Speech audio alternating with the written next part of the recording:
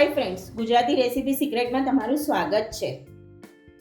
ગણપતિ બાપાનું મહત્વ તો બધે જ ખૂબ જ હોય છે, પણ મહારાષ્ટ્રમાં ગણપતિમાં એક અમુક રેસીપીઓ બનાવાતી હોય છે, જેમાંની એક રેસીપી આજે હું તમને બતાવીશ. એકદમ સિમ્પલ અને ફટાફટ બની જતી હોય છે, જે બાપાના ભોગમાં ખાસ 10 દિવસમાં ધરવામાં આવે છે.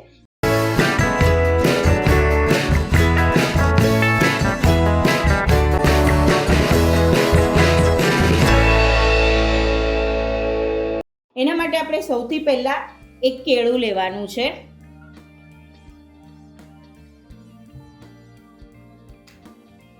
કેળાને આપણે ફોર્કથી મેશ કરી લેવાનું છે. સરસ મેશ થઈ જાય એવી રીતે મેશ કરવાનું છે. મેં તમને આ રેસીપીનું નામ જ નહીં જણાવ્યું. આ રેસીપીને શિકરણ કહેવામાં આવે છે. જો આવી રીતે કેળાને એકદમ મેશ કરી લેવામાં આવે છે. હવે આમાં અડધો કપ દૂધ ઉમેરવામાં આવે છે. મલાઈ સાથે દૂધ લેવામાં આવે છે. 1 ચમચી મિલ્ક પાવડર આ હું એડ કરું છું.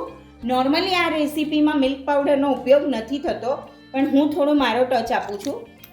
હવે આમાં સાકર લઈએ છીએ. અત્યારે અહીંયા હું 2 ચમચી એડ કરું છું. પછી તમને જેટલું સ્વીટ જોતું હોય એટલું તમે એડ કરી શકો છો.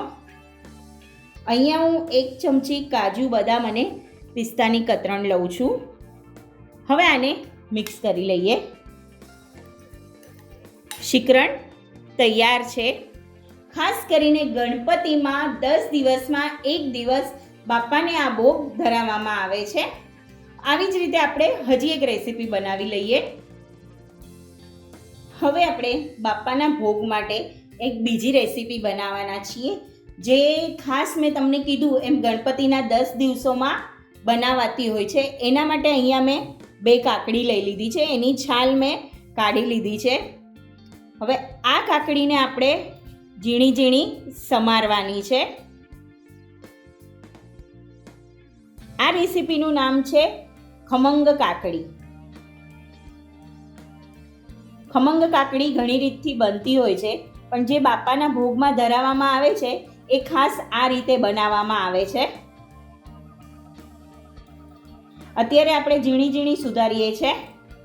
તમે આને ખમણીને પણ લઈ શકો છો. આવી જ રીતે આપણે બધી કાકડી સુધારી લઈએ. હવે આપણે એમાં 2 ચમચી શિંગદાણાનો ભૂકો એડ કરીએ છીએ. અહીંયા આપણે શેકેલા શિંગદાણાને ક્રશ કરી લીધા છે. અડધી ચમચી આપણે ભૂરું ખાંડ લઈએ છીએ. આ ટોટલી ઓપ્શનલ છે. તમારે લેવી હોય તો લેવાની, ન લેવી હોય તો પણ તમે સ્કીપ કરી શકો છો.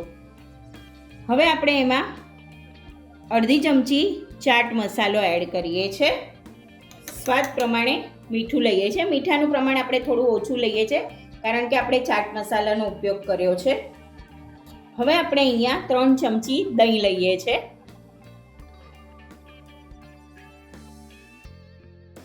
મિક્સ કરી લઈએ.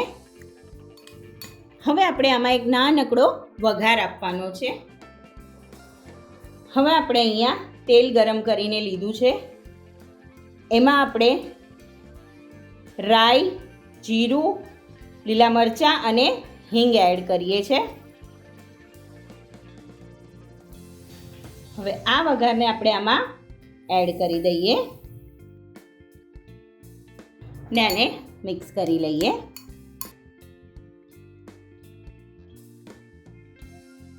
બાપાના ભોગમાં ધરાય એવી ખમંગ કાકડી તૈયાર છે. બાપાના ભોગ માટે તૈયાર છે શિકરણ અને ખમંગ કાકડી. તો મળીએ નવી રેસીપી સાથે. ત્યાં સુધી સ્વસ્થ રહો, મસ્ત રહો અને ખાતા રહો. અને હા, લાઈક, શેર અને સબસ્ક્રાઈબ કરતા રહેજો. Thank you. લાઈક કરો, શેર કરો, સબસ્ક્રાઈબ કરો.